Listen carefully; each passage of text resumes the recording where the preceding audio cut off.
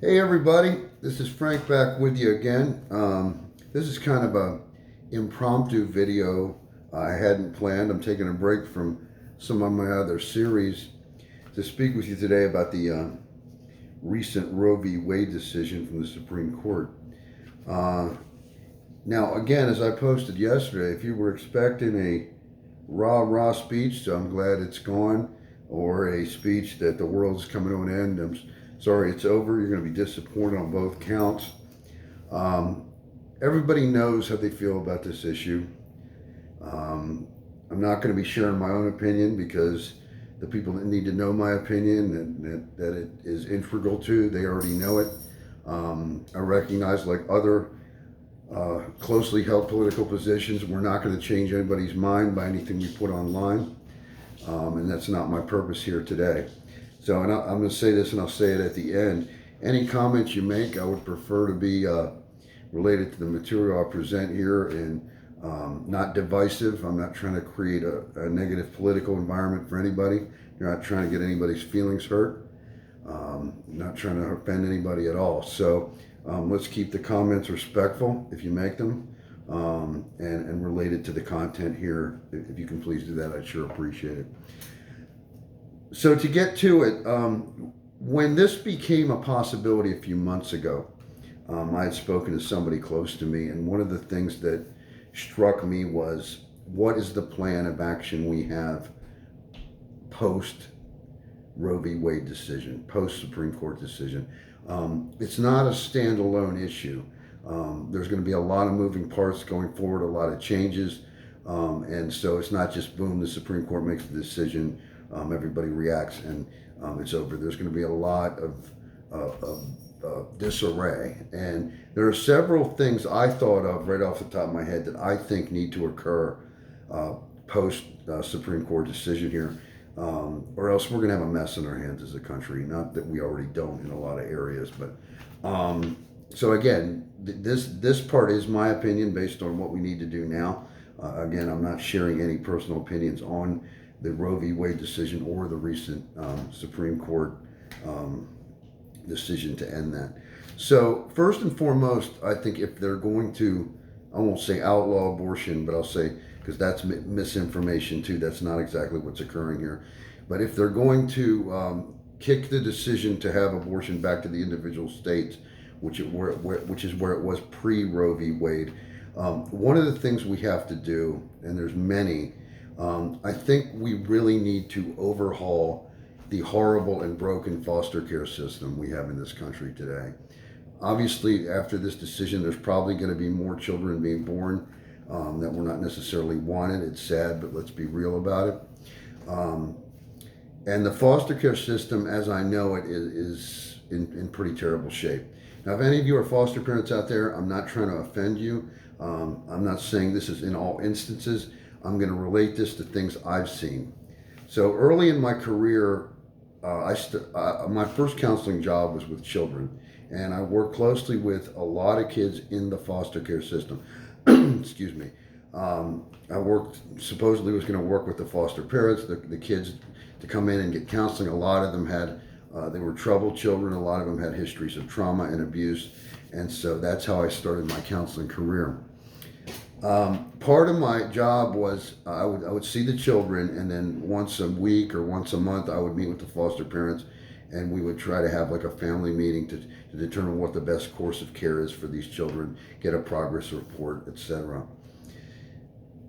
I hate to say it, but I had a whole lot of trouble getting the foster parents to commit to coming in. I basically had to like twist their arm to get them in to speak to me about these kids, and a lot of them didn't come in anyway.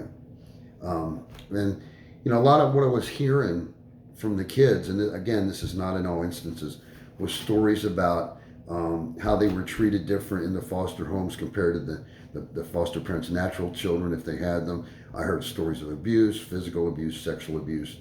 And again, if you are a foster parent, I'm not saying this occurs all the time, but it was a lot more frequent than it should have occurred. I mean, we should have a zero tolerance policy for that period. But I couldn't get the parents in to speak to me, right? But here's what I noted. Once a month, when the checks would come out for the foster parents. The foster parents had to come to the facility to get them. They would be lined up there hours ahead of when we opened to get their checks. Now, you can do the math and see what I'm trying to say here. We need to make sure this foster care system is overhauled. Okay, there needs to be a lot more accountability for the people that are foster parents. Okay, there needs to be, if we need to hire more foster care workers to go in and check in the homes, make sure these kids are getting the care they should, that needs to happen. We have all this budget money laying around from, you hear about it everywhere, as extra COVID money that wasn't spent. Okay, this would be a good use for it at this point. Because if there are going to be more kids in the foster care system, we have to make sure that it's safe and that these kids are brought up in a happy and healthy and loving environment, not by foster parents. And I saw this many times, who had like 6, 7, 10 foster kids, and they were nothing more than a paycheck for them. So, number one, that foster care system needs to be overhauled. Number two, the adoption system in this country also needs a great overhauling. Okay, if we're going to have kids being put into the adoption system, right now it is way too complicated and way too expensive for people that want a child to adopt one. There is no reason if a family is going to make that commitment to adopt a child, that it should cost them thousands upon thousands of dollars, and they should have to wait on a waiting list for 3, 5, 7 years to get a child, normally from another country. Okay? Why can't we make this system easier and less expensive and just easy to navigate for people that want children? Why are we discouraging them? Okay? I think part of the solution to that is, like, at least the expensive part is, we need to take this out of the hands of private companies who make money off these kids. Okay? Because when there's money involved with anything, we all know this, people are going to take advantage. They're going to try to make as much possible, and they're going to do whatever they need to do to make money. I know I'm not an anti-capitalist, I'm pure capitalist here, but in that way, I think we cannot have adoption for pay anymore. It creates too many problems and creates too many possible shortcuts and nasty things that could happen. So that's number two. Let's make that adoption system easier and less affordable for parents that want kids. Okay? Next, we need to give out free contraception. Okay? We need to give out free contraception. And I know some of my friends, I'm a moderate, as most of you know. Some of my right-leaning friends may not like this. Left, I got one for you coming up soon, so you're not off the hook either. We need to provide, and I'm not just talking about handing out condoms. I'm talking about all contraception. Okay? Birth control pills. Okay? IUDs. Whatever somebody needs for birth control, we need to make it easier for them to obtain. Okay? Next, and again, this is not going to be, some of my more conservative friends aren't going to like this. I think we need to provide 6-month paid maternity leave for all prospective mothers. 6 months. They need time to have the child heal from the birth, mentally as well as physically, and bond with the child. 6 months. 1 month, 2 months, it goes by too quick. And in a way to encourage dads to be more participatory, I think we need to have at least 2 months paternity leave as well. Okay? We need to make sure sex education in schools is done properly. We need to make sure it's done thoroughly. Okay?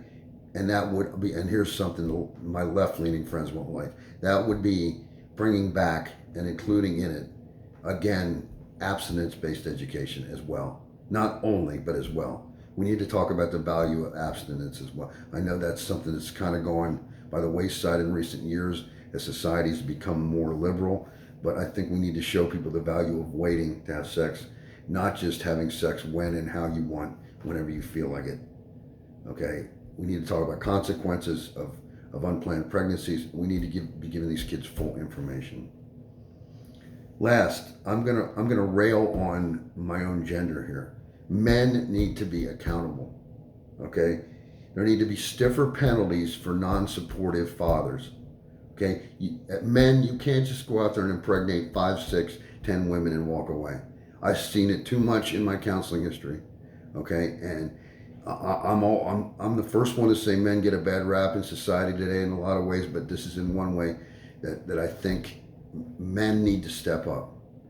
Okay, you should not be having unprotected sex with a woman if you're not willing to be there to support her financially and emotionally and support that child for life. Okay? Period. I don't care what kind of background you come from, if that's the way you were raised, if that's your father wasn't around, whatever. You know, I come from a similar situation. That does not exclude you from being responsible. Men need to step up. Fathers need to be fathers. And not only from a financial point of view, kids need a father influence, maybe even if he's not in the home. That's it. So it sounds simple, doesn't it? I mean, these are actually things that should have been dealt with prior to the latest Supreme Court decision. It shouldn't be contingent on them getting rid of federal abortion to put these things into place. These are common sense things, okay? And I think they all need to occur. Getting rid of abortion federally as a standalone without a contingency plan, as I've laid out here, you're asking for trouble. Everything needs a contingency plan. They're talking about the border and like, well, we're going to stop this, we're going to stop that. And they say, well, what comes next? Nobody has a plan for afterward. We need to start thinking about afterward, because guess what? Afterward's here. So that's it for today. I'll be moving back to my, I won't say more fun, but lighter series going on from here. In my next series, I have a lot of different ideas where I'm going to go with it. But I thank you for showing up today. Thanks for always tuning in. All my videos, as always, are available on YouTube. You just go over to YouTube, type in my name, because I can't give you a link right here, and maybe you'll find something you like that'll be helpful to you, because that's the purpose of these, to help you and maybe give you something you can grab onto that you can use today. I welcome comments. Again, as I said, with an issue like this, let's please be respectful towards one another. Everybody has very, very strong feelings on this. I shouldn't say everybody, most people, and it's a hot button issue for sure. So let's try to be respectful in our comments, and have a great day. It was good to be with you today. Take care. Bye-bye. Peace.